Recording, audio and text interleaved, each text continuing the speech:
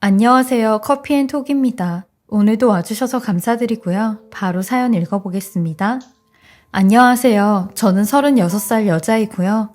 2년 전에 떡두꺼비 같은 아들을 하나 낳고 작년 겨울에 절 닮은 예쁜 딸을 낳은 아이 엄마입니다. 지금은 육아휴직으로 집에서 아이들을 보고 있어요. 이런 아이들을 두고 직장에 나갈 생각을 하니 벌써부터 마음이 아프네요. 이렇게 아이를 두고 직장에 나가는 것도 마음이 찢어질 것 같이 아픈데 자식을 버리는 부모는 도대체 무슨 마음으로 버릴까요? 네, 제가 그렇게 버려진 아이입니다. 저는 고아원에서 자랐어요. 어린 나이에 부모에게 버림받은 심정은 말로 표현할 수 없을 정도로 지독히도 가슴 아린 심정입니다. 제가 엄마가 되어보니 더욱더 잘 알겠더라고요. 피덩이 같은 내 자식들 얼굴만 봐도 행복하고 기쁜데 만약 이 아이들이 제 곁에 없다고 생각하면 저는 한시라도 못 살 거예요. 하지만 저희 부모님은 그러지 않았나 봐요. 다행인지 불행인지 저는 그런 부모님의 DNA를 담지 않았는지 제 자식들은 금쪽 같았거든요. 저는 늘 부모님을 증오하고 원망했습니다. 그리고 정말 많이 그리워했어요. 사람들은 항상 절 불쌍한 아이, 부모 없는 아이로 불렀고 그런 소리를 듣고 자란 저는 항상 행동을 조심해야 했어요. 왜냐하면 학교 다닐 때 항상 그랬거든요. 반에서 뭐가 없어지면 친구들이나 선생님들마저 저를 의심했으니까요. 제가 그러지 않았음에도 제가 고아니까 불쌍하고 가진 것 없는 애니까 절 먼저 의심했죠. 그리고 나서 제가 아닌 걸 알면 그들은 아무 일도 없었던 것처럼 행동을 해요. 이미 저는 큰 상처를 받았는데 말이죠. 그러니 성격도 굉장히 소극적으로 변하게 되었죠. 그렇게 학창시절을 보내고 성인이 되었어요. 제가 부모 복은 없어도 주변 복은 있었는지 저는 원래 고등학교 졸업하고 대학은 가지 않으려고 했어요. 대학 갈 돈도 없었고요. 그냥 아르바이트 하면서 돈이나 벌고 내 인생은 이렇게 궁상맞게 사는 게 어울리는 인생인가 보다 싶었어요. 근데 저희 학교에 근무하셨던 수녀님께서 제게 도움을 줄 수 있다고 하시더라고요. 제가 다녔던 고등학교가 천주교 재단인 학교였거든요. 그 수녀님은 절 앉혀놓고 저에 대한 가치에 대해 말씀해 주시는데 제 인생 18년 통틀어 처음으로 그 수녀님 앞에서 펑펑거리며 울어봤네요. 누군가에 기대고 울고 싶어도 울 수가 없었거든요. 그렇게 저는 남은 고등학교 시절 동안 죽어라 공부를 했어요. 다른 사람은 몰라도 저는 대학은 무조건 가야 사람답게는 살겠구나 싶었어요. 그렇게 전 대학을 가게 되었고 성인이 되었어요. 제가 성인이 될 동안 저희 부모는 저를 단 한 번도 찾아오지 않았고 찾는다는 말도 없었어요. 고아원에 있으면서 몇몇 친구들을 봤거든요. 부모가 자식을 찾는 경우를요. 근데 제 부모는 그러지 않았어요. 사실 어렸을 땐 나도 크면 엄마나 아빠를 찾아봐야지 생각을 했었는데 생각할수록 제 부모가 괘씸해 그러고 싶어도 그러지 않았습니다. 그리고 중견기업에 취직을 했고 회사에서 남편을 만나게 되었어요. 남편이 먼저 제게 호감을 표출했는데 흔히 말하는 썸이죠. 남편과 썸을 타기도 전에 저 고아예요. 전 부모도 형제도 친척도 없어요. 그런데도 이런 제가 괜찮으세요? 라고 했죠. 근데 그때 남편이 저한테 했던 말을 전 아직까지도 잊지를 못해요. 남편은 고아면 사랑도 결혼도 못해요? 라고 했죠. 결혼은 생각도 못했던 제게 빛을 보여준 사람이었어요. 연애는 그렇다 쳐도 결혼은 저희 둘만의 문제가 아니잖아요. 집안과 집안끼리의 문제라고도 하는데 저는 부모가 없으니 걱정부터 앞섰습니다. 남편의 부모님께서 절 허락하실지가 제일 걱정이었거든요. 근데 남편과 마찬가지로 저희 시부모님은 정말 훌륭하신 분들이셨어요. 속으로는 많이 속상하셨겠지만 저한테는 한 번도 그런 마음을 비추신 적이 없으셨으니까요. 그러니 저도 시부모님께 정말 잘해드렸습니다. 이게 마음과 마음의 문제인 것 같아요. 상대방이 저한테 잘하면 나도 잘하고 싶잖아요. 그리고 결혼을 하기로 했는데 저는 부를 사람이 없더라고요. 결혼식 당일에도 제 혼주석과 제 하객석에는 아무도 없었습니다. 결혼하기 전날이 제 인생에서 두 번째로 제일 크게 울었던 날이었죠. 남들은 결혼하기 전날 엄마랑 같이 마지막 밤을 보낸다고 하는데 제 곁엔 아무도 없었고 전 혼자였어요. 그리고 심지어 결혼식 날 발맞춰 걸을 아빠도 없었죠. 결혼식 날 식이 끝나고 식사를 하는 하객들에게 감사 인사를 드리러 옷을 갈아입고 잠깐 화장실에 갔는데 화장실에서 남편 쪽 손님들이 하는 소리를 듣게 되었어요. 태순의 처가 고아라며? 아니 고아인 애를 집에 들이면 어떡해? 아무리 애 성격이 좋다고 해도 그 고아 성품이 어디 가냐고. 지 부모가 지를 그렇게 쉽게 버렸는데 막말로 쟤라고 지 자식 안 버린다는 보장이 있어? 아우 그러니까 나 같으면 우리 아들이 저런 애 데리고 온다면 눈에 흙이 들어와도 안 된다고 할 텐데. 언니 신부 얼굴을 봐봐. 얼마나 그늘져 있어? 아유 뭐 태수랑 태수 부모만 불쌍하지 뭐. 잘 살지나 모르겠네 하는데 저런 반응이 대부분의 반응이었죠. 전 그렇게 또 한 번 그것도 얼굴도 모르는 사람들에게 표적이 되어 물어뜯겼죠.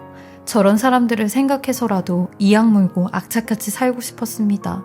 그렇게 아이까지 낳고 잘 살고 있었죠. 근데 제가 첫째를 낳고 굉장히 힘들었을 때가 있었어요. 아이를 키우는 법도 잘 모르고 그렇다고 엄마가 옆에 있어서 절 도와주는 것도 아니고 집안일도 해야 하고 아이는 울고 모든 게 다 힘들어 남편에게 이럴 때가 제일 서럽다고 했어요.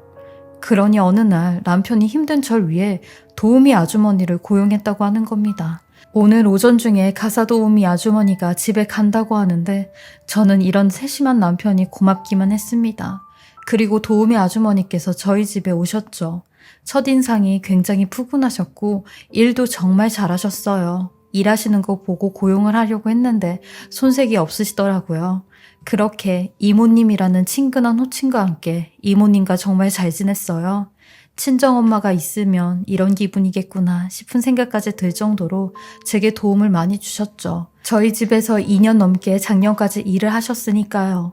2년 넘게 이모님과 같이 지내면서 되려 제가 더 의지를 많이 했던 것 같아요. 그래도 제 인생이 인복은 있었나 봐요. 감사하게도 절 도와주시는 분들이 많지는 않았지만 한 번 인연을 맺으면 이렇게 오랫동안 좋은 인연을 맺었어요.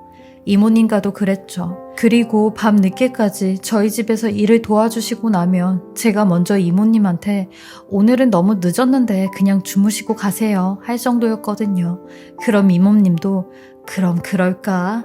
너무 늦어서 택시 타고 가기도 좀 무섭네요 하고 주무시고 간 적도 몇 번이나 있었어요. 한 번은 이모님하고 애기 방에서 셋이 같이 누워 있었는데 제가 먼저 이모님, 근데 왜 저한테 친정엄마 얘기를 한 번도 안 물어보세요?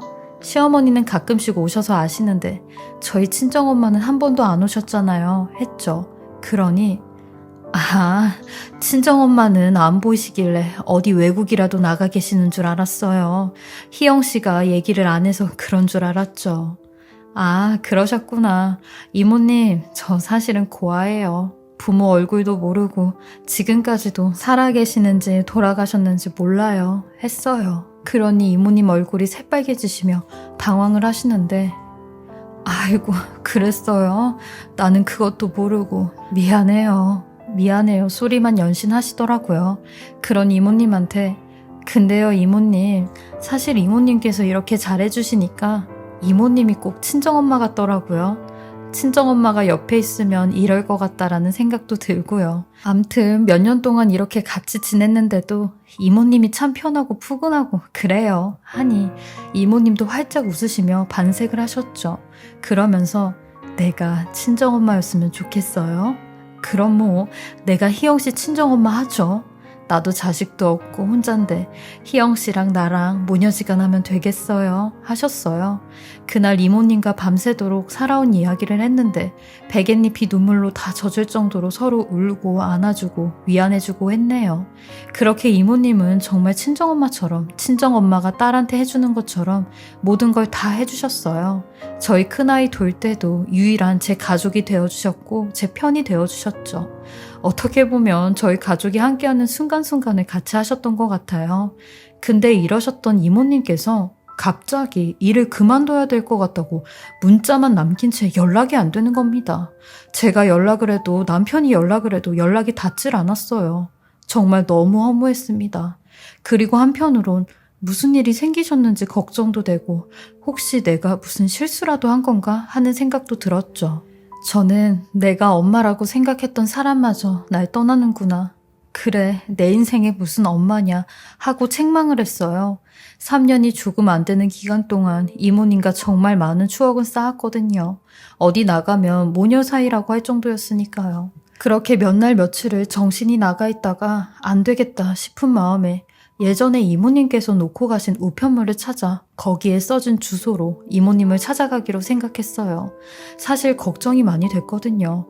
이모님께서도 일찍이 남편분을 먼저 보내시고 자식도 없으셔서 혼자이시거든요. 그렇게 이모님께서 사시는 반지하 빌라에 갔고 아무리 배를 눌러도 인기척이 없더라고요.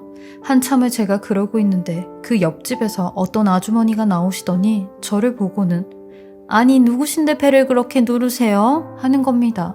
저는 이모님 사진을 보여드리며 이분이 여기 사시는 분 맞냐고 하니 맞다며 아마 병원 갔을 거라고 하는 겁니다. 그러면서 아니 가만히 있어봐라. 혹시 그쪽이 땡땡동에 사는 딸 아니에요? 라고 하시는데 저는 맞다고 했어요. 속으로 이모님께서 다른 사람들한테는 나를 딸이라고 하시며 다니셨구나 하며 좋아하고 있을 때였죠. 그리곤 그분이 의미심장한 말을 하시기 시작하는 겁니다. 아유 30년 만에 딸 찾아서 그렇게 좋다고 했는데 엄마한테 잘해요. 엄마 아픈 건 알고 있죠? 위암까지 걸린 양반이 매일같이 본인 딸 손주 보러 간다고 갔는데 이제는 못 간다고 그러더라고. 아니 엊그저께도 119까지 와서 한바탕 난리였어 하시는데 저는 그 말을 듣고 하늘이 무너지는 줄 알았어요. 30년 만에 딸을 찾았다고? 아니 그리고 위암까지 머리가 핑 돌았고 그 자리에 주저앉아 버렸네요. 그렇게 한참 동안 멍하니 계단에 앉아 있었는데 누군가 내려오는 소리가 들렸고 저는 뒤를 돌아봤어요. 이모님이었습니다. 이모님도 저를 보시곤 깜짝 놀라서 아니 하준이 엄마 여기 어쩐 일이에요? 아유 내가 연락을 제대로 하고 얼굴을 보고 얘기를 했었어야 됐는데 일이 생기는 바람에 미안해요 하시는데 저는 그런 이모님을 보고 그 옆집 아주머니한테 들은 말을 전부 다 했어요. 이 말이 전부 다 사실이에요? 당신이 내 친모냐고 이 말이 다 사실이냐고 하며 소리를 쳤죠. 그러니 이모님이 제 앞으로 와서 무릎을 꿇고는 희영아 미안해. 엄마가 다 미안해 하시는데 여태 이모님이라고 부른 사람은 30년 전 고아원에 버린 제 엄마가 맞았습니다. 저는 이런 엄마에게 원망 섞인 말투로 날 버린 것도 엄마 맘대로 이렇게 찾아오는 것도 엄마 맘대로 또 다시 떠나는 것도 엄마 맘대로야? 도대체 사람이 왜 이래? 버리는 게 그렇게 쉬워? 나한테 엄마는 뭐야? 물건 사면 버리는 쓰레기 봉투 같은 존재야? 하니 엄마는 아무런 변명도 말도 하지 않은 채 제 발밑에서 몸을 웅크려 하염없이 울기만 했습니다. 말을 해보라고 해도 아무런 말을 못하셨죠. 그저 내가 죄인이라는 말밖에 하지 않으셨어요. 그런 엄마를 뒤로하고 남편에게 연락을 했어요. 그러니 세상에 남편도 이 사실을 전부 다 알고 있더라고요. 알고 보니 남편이 결혼을 하고 나서 계속 저희 엄마를 찾아다녔대요. 고아원이고 구청이고 시청이고 경찰서까지 말이죠. 저는 이런 남편에게 울면서 얘기했어요. 아니 어떻게 나도 모르게 이런 일을 한 거야? 라고 하니 당신 그거 알아? 당신이 항상 장모님을 그리워했던 거. 나한테 직접적으로 엄마가 보고 싶다고 말은 안 했어도 항상 장모님을 보고 싶어하는 마음이 느껴졌었어. 당신이 잠꼬대하면서 장모님을 찾은 적이 얼마나 많았는지 알아? 내가 말은 안 했는데 한 번은 당신이 자는데 막 울더라고. 그것도 엄청 서럽게. 아마 꿈속에서 장모님을 만났나 봐. 엄마 왜 나를 버리고 간 거야? 이제라도 나타나줘서 고마워 하면서 엄청 엉엉거리고 우는데 그걸 보고는 다짐을 했지. 아, 이 사람 엄마가 보고 싶구나 하고 그리고 백방으로 찾아다닌 거야. 그렇게 어렵게 장모님을 찾고 단 둘이 만나게 되었는데 장모님께서 그러시더라. 차마 당신 얼굴을 미안해서 못 볼 것 같다고. 그리고 당신이 엄마를 안 보겠다고 할까봐 그게 제일 무섭다고 하셨어. 장모님은 당신이 너무 보고 싶고 그립다고는 하셨는데 며칠 뒤에 장모님께서 먼저 제안을 하시더라. 본인을 가사 도우미로 채용해달라고. 그러면 희영이가 나를 아무 의심 없이 생각하고 나도 희영이를 가까이서 그것도 아주 가까이서 볼 수 있겠지 않냐고. 그래서 그렇게 가사 도우미로 우리 집에 오시게 된 거야. 돈도 일절 안 받으시고 오로지 당신이 보고 싶어서 그동안 미안한 심정으로 이렇게라도 당신한테 갚아주고 싶다고 그렇게 몇 년 동안 우리를 도와주신 거지. 근데 나도 장모님이 위암에 걸리셨는지는 모르고 있었어. 하는데 이런 남편에게 고마우면서도 짜증을 냈어요. 이런 여러 복잡한 심정이 절 힘들게 했고 다시 엄마를 찾아갔죠. 엄마는 제 눈도 못 보시고 하염없이 울면서 저를 버린 이유에 대해 이야기를 하시는데 아빠 없이 저를 키워야 되는 게 너무 가난한 사정에 절 키워야 되는 게 힘들었대요. 엄마도 고아였는데 도움받을 친정조차 없었다고 했어요. 한 번은 제가 뭘 먹질 못해 병원에 갔는데 그걸 보고는 고아원이라도 가면 굶어 죽지는 않겠다 생각을 했대요. 그래서 돈을 벌고 모을 때까지만 저를 고아원에 맡기려고 했대요. 고아였던 본인 딸도 고아원에 가야 되는 게 가슴 찢어지고 하늘이 무너지는 것 같았지만 그렇게라도 했었다고 했다네요. 몇 번씩이나 고아원에 가서 제 얼굴을 보고 울면서 다시 돌아왔다는데 저는 그런 엄마를 용서할 수가 없었습니다. 아니, 용서가 안 됐습니다. 그렇게 엄마를 용서하지 못한 채 엄마는 작년 겨울 저희 둘째 딸이 태어날 때쯤 돌아가셨고 엄마가 돌아가시자마자 저는 땅을 치고 후회를 했어요. 그래도 내 엄마인데, 내 엄마였는데 용서를 해드리고 눈을 감게 하실 걸 했죠. 한편으로는 엄마를 만나게 해주고 엄마와 좋은 추억을 남게 해준 남편에게 고마웠어요. 남편 덕분에 그 짧은 3년이란 시간 동안 진짜 친정엄마의 손길을 느낄 수 있었잖아요. 저희 둘째가 뱃속에서 있었을 때 남편과 이모님과 아니 엄마와 다 같이 여행을 간 적이 있었는데 제가 먼저 엄마한테 같이 가자고 했죠. 그러니 엄마도 알겠다고 내가 같이 따라가서 첫째 봐줄 테니까 둘이서 데이트도 하고 그러라고 했거든요. 그렇게 부산으로 여행을 갔고 그때 남편이랑 첫째 아이랑 뱃속의 아기까지 넷이 사진을 찍으려고 하는데 제가 먼저 엄마한테 이모님도 같이 찍어요. 진짜 가족처럼요. 하며 5이 찍은 사진이 그게 마지막 가족 사진이 되었네요. 그때 그 사진을 찍지 않았더라면 얼마나 후회가 됐을까요? 그 사진 속 엄마의 모습은 환하게 웃고 계셨는데 눈은 울고 계시는 것 같았어요. 이제라도 엄마를 용서하겠다고 엄마를 잃고 산 30년이라는 세월보다 엄마와 함께했던 지난 3년이 너무 행복했다고 보고 싶다고 말해주고 싶어요. 그동안의 마음의 짐 이제 다 내려놓고 거기서 행복하게 살라고 하고 싶네요. 비록 늦은 용서지만 엄마가 용서를 해주시겠죠? 이 글도 엄마에게 보내고 싶은 편지처럼 늦은 새벽에 눈물을 훔치며 써봅니다. 엄마, 거긴 어때? 엄마를 보낸 지 벌써 7개월이란 시간이 흘렀는데 여전히 많이 보고 싶어. 나 우리 아이들하고 남편이랑 잘 살 테니까 엄마가 많이 보살펴줘야 해? 라는 이 말 꼭 하고 싶네요. 저의 긴 글 들어주시고 읽어주셔서 감사하고요. 늦었다고 생각할 때가 가장 빠르다는 말처럼 다들 사랑하는 사람에게 하고 싶은 말이 있으시면 저처럼 후회 마시고 다 하셨으면 좋겠습니다. 감사합니다. 지금까지 사례자분의 글을 읽어보았는데요. 마음이 참 먹먹해지는 사례자님의 글이었습니다. 사례자님의 용서 어머님께서도 다 하셨을 거예요. 사례자님도 마음에 짐이 있으시다면 이젠 다 내려놓으시고 어머니와 좋았던 추억들만 생각하시고 사셨으면 좋겠습니다. 사례자님 행복하세요. 지금까지 커피앤톡이었습니다. 오늘도 제 채널을 봐주셔서 감사합니다. 저는 다음 영상으로 또 찾아뵙겠습니다.